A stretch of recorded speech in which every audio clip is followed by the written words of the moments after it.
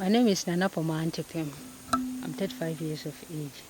I was working with National Ambulance Service as an emergency medical technician.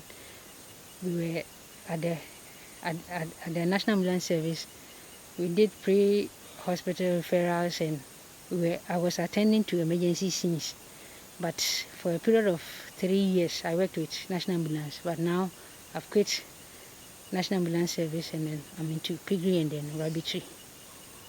Her love for animals pushed her into self-employment, and she does not see herself working for anyone anymore. That is everybody and then the decision that the person will take. I want to be an entrepreneur. I want to enter into farming. And then looking at surveying and then doing some research, I think the farming, I have to just focus my attention on the farming. And because it's a labor intensive, I don't have to add up so many things to disrupt me.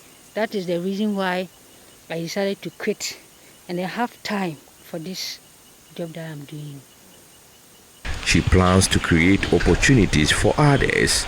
Nana Puma bought 2 pigs at 500 cedis each to start her business. She later added 8 at a cost of 6,150 cedis, and they grew to multiply.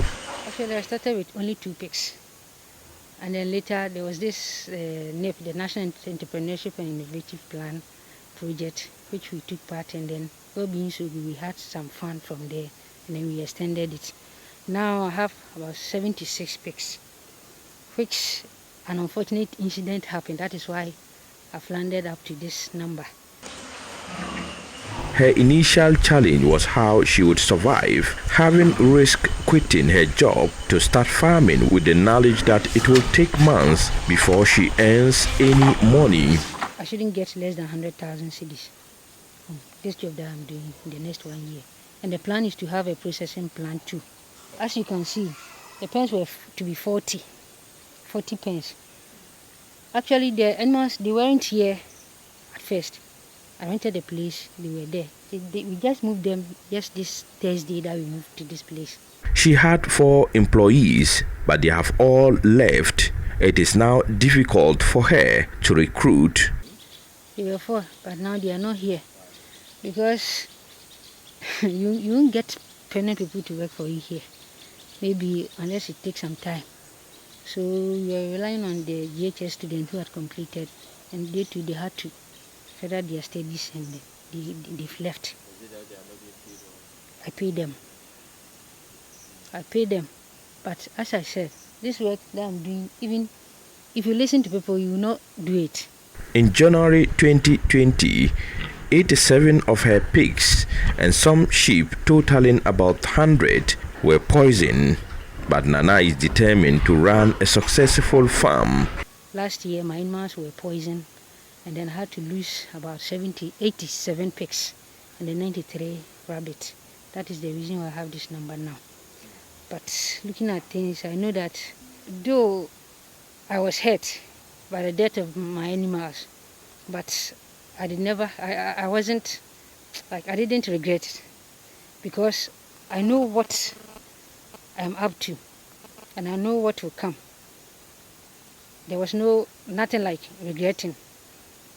Though it hurt me, I called the agric officer here, and then they came, they took some samples to Kumasi, and they saw that it was food poisoning.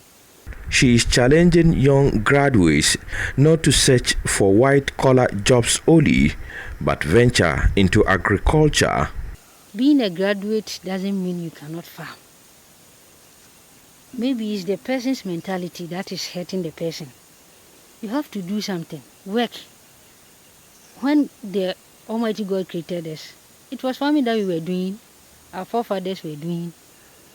But I think those who are afraid to also venture into that farming sector is due to funds. But whatever decision that you take, if you persevere, your dreams will come true. Yes. So they shouldn't say they are graduates, so they are not farming. They should try and farm. Because you farm, if you cannot enter into animal farming, there are a lot of farming sectors. You can enter into vegetables, crops, a whole lot. I had last 2 years, I cultivated some maize. Last year too, this place, some maize too. This year too, I've started some farms at that side. I'm still working, trying to achieve something. So farming is good. A report by Mohammed NURUDEEN